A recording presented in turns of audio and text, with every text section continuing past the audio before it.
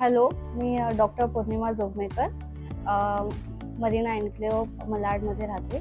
घरामध्ये आम्हाला पहिल्यापासूनच स्मार्ट ऑटोमेशन मध्ये जायचं होतं.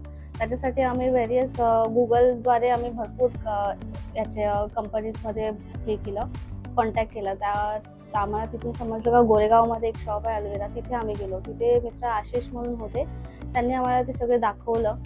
तर ट्रस्टवर्दी वाटलं, म्हणून आम्ही त्यांच्या थ्रूच करायचं ठरवलं.